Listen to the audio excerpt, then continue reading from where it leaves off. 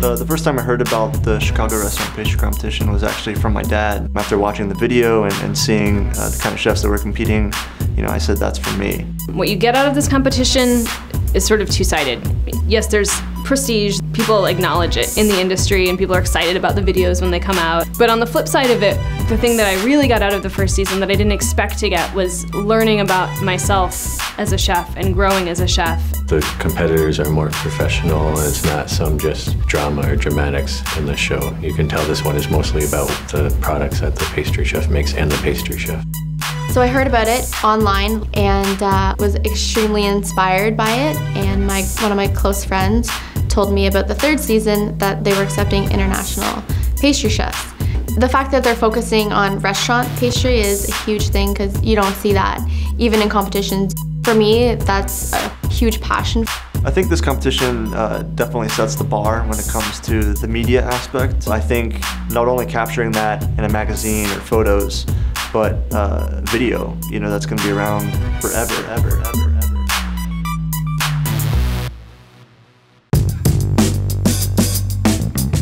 I don't really have a style per se. If I were to pick one, I would say it would be an organic style. The Dazan chocolate, Nielsen Massey vanilla is back. We've got Wholesome Sweetener Sugars, again, a new sponsor with a lot of organic, fair trade sugars, something we really believe in. This high quality sugar ingredient that's ethically prepared and harvested and brought to the chefs, so they're exposed to this, everything from palm sugar to different cane sugars. It's such an array this year, so whatever they get is going to change the recipes. And Pre-Gel, the supporter for years for us, to come back with some of their new gelato ingredients, including their organic ingredients. I do care about organic food. I haven't really had much exposure to it. I've actually never worked with agave before.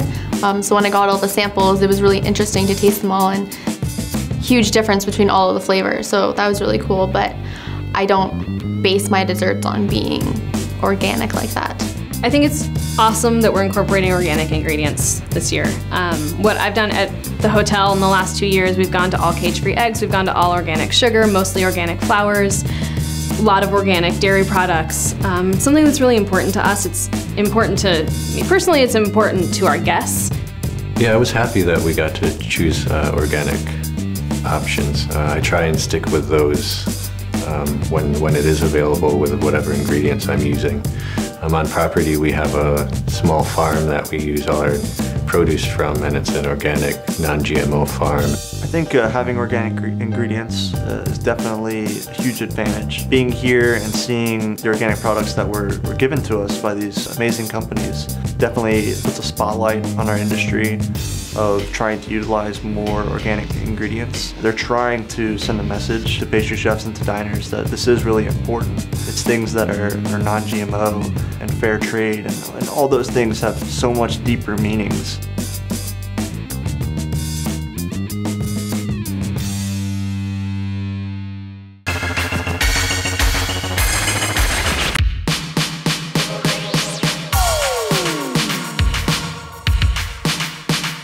I think Will's intention initially was to get involved as a sponsor because his company, Will Powder, makes some great ingredients, and I felt that inviting him to be a judge to me was equally important because he has a wealth of knowledge and he kind of represents the pastry chef in my mind that's an ideal. He's classically trained, he's also trained in some of the new techniques. He's kind of operating on this higher plane, and I wanted to set him up as an example to the younger chefs.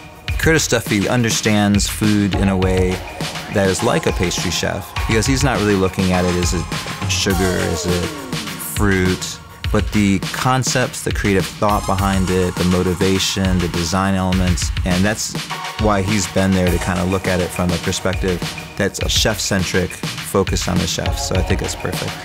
Antonio is working in Miami. He's got a wealth of knowledge from over the globe. His style is very on-trend, very contemporary, very colorful. Another example of what's further down the road for you, what you need to develop. I researched the judges. I went over and looked at Curtis Duffy, and I read a biography about him and how he was a pastry chef, then a savory chef. I did research Antonio as well. I actually thought he was one of the competitors at first, but he's a judge, and I looked at his things and I was like, every single one of them was stunning. Will, I've actually heard of his restaurant in New York quite a bit because it's an all pastry restaurant, and for me that's amazing. When I was thinking of all my things, it was really what I wanted to do without thinking about the judges and who they are. I know their styles and things that they do, their techniques, the flavors that they like, but I really wanted to make sure I presented myself to them and the pastries that I make. If you start playing the what are the judges going to think game, it can really mess with you. I've known Curtis for a couple years. I'm a little scared of Curtis, I'll admit that. I'm familiar with the other judges, I'm familiar with their styles, and I'm not recreating a dish for one of them, I'm making what I do. I think when the judges eat my dessert, I definitely want to provide them with a backstory, because mine was trying to capture an experience of mine, and the smells and the sights, I think will help to translate it on the plate. As the judges we have this year don't have to prove anything. What they want to do is give back. And they want to be helpful, and they want to understand where the younger chef is at. To be honest, I was really hoping when I got into it there was going to be something in there. Well, did you see me? I was like this, I was going, like, waiting for it to crack.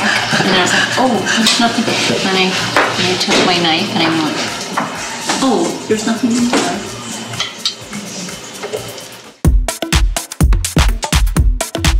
So the Meg Gallus Challenge, the nickname of the Mystery Casting Challenge. So just to recap, in season 1, my plated dessert, in the center of it had a sphere of ice cream. All of the other components sort of wrapped around it, but I didn't eat it enough times. That was my biggest critique of myself. I didn't eat it like a judge would have eaten it, and the second it went out to the judges, I realized exactly what was wrong with it. With the sphere challenge, I think Meg has a little advantage. I've actually worked with a lot of sphere molds, so I'm not too worried about that. There's obviously a different approach that I'm going to take from what she's done, and I'm sure that she'll even up her game that way as well. Hopefully she has a lot of different textures in there, and it'll be more of a challenge for the rest of us. So then Jimmy tells me a few months ago that, you know, he's sort of thinking about these things and whatever, and then we get to this challenge, and it's make everything inside a sphere challenge. The idea behind the sphere dessert could be contrived as something growing out of something that's dead. Yeah, I think that is actually really unique to this competition. It is really unique to be given a tool like that, and it'll be really interesting to see what all 4 of us do with it. The sphere is black for a specific reason. It's crystallized ash is what I'm calling it. And so everything inside is very bright, very colorful. There's grapefruit, there's pistachio, and then I have various micro herbs and flowers from Chef's Garden. So they're actually not gonna cut my sphere. I am pouring a hot bourbon orange sauce on top of the chocolate sphere, and it's going to melt, and kind of a little show. One way to do it would be to cast sort of like an entremet inside a sphere, and that would be fairly easy to do inside this mold. My idea was to treat it as a classical entremet cake. So there's going to be some cake inside, some crunchy elements, some different textures of softness and creams. So this challenge may seem like it's about how can we put all these elements into the sphere shape, but really it's also how do we deliver that all the way to the diner, and that's central to what a pastry chef does in a restaurant every day.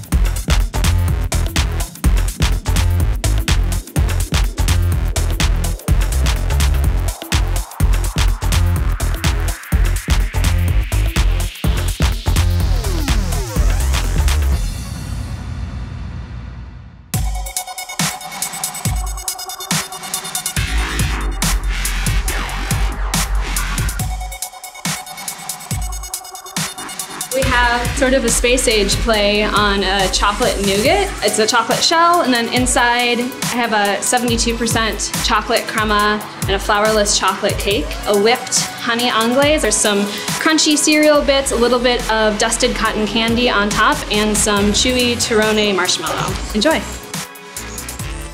She sprayed the mold and then brushed it, is that right? She sprayed the mold, she put aluminum foil to get the shape in the surface. Good taste, very sweet. You know, it's funny too, it's almost because she's using like a healthy amount of salt, it's actually making everything a lot more sweet. I think part of like when you share desserts in general, you build stuff as it's meant to be eaten whole and not shared, because you get little pieces of there where maybe I experienced it, you didn't get an experience because I ate it all. The edible flowers, I don't notice the micro flowers, and the dry fruit freeze. I watched what she did with the freeze-dried fruit, which was she ground it and sprinkled it on the cotton candy, so otherwise I wouldn't have, I mean, like I knew that they were in there, but I wouldn't have known they were there if I didn't watch her do that.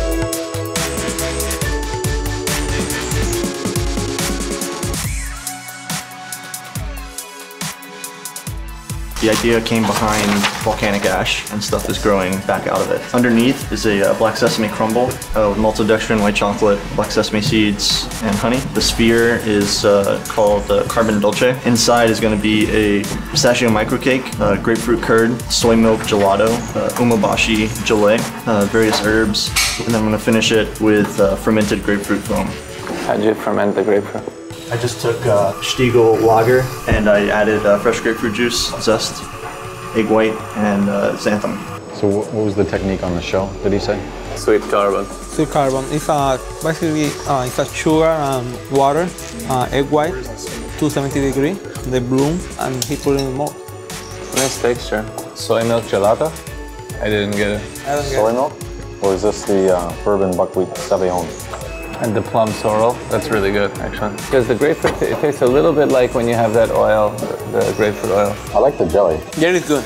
And the shell is tricky, right? Because they have vinegar or they have a balsamic, huh? Well, with the rice vinegar. umeboshi is already like pickled. Yeah, it's rice vinegar. I would like to see it on the plate. The choice of what was in it was destroyed by the structure instead of made better. I couldn't eat a lot of either though. No. The idea is close, the technique maybe not quite, and then the balance definitely not.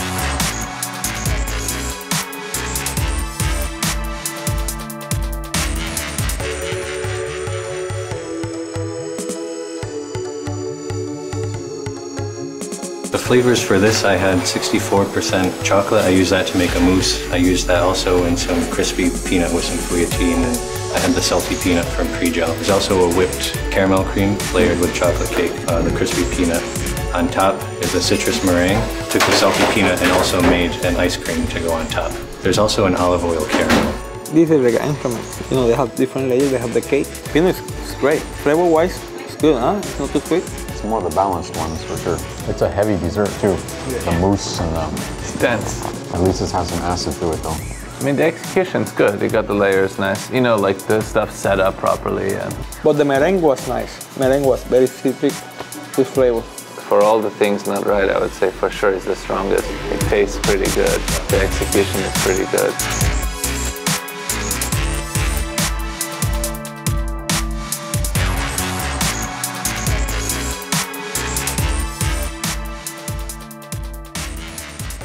Inside there is a tamarind cake, tamarind jelly, ginger sorbet. This is milk chocolate on the outside, toasted hazelnuts, the hazelnut maltodextrin, so the hazelnut paste.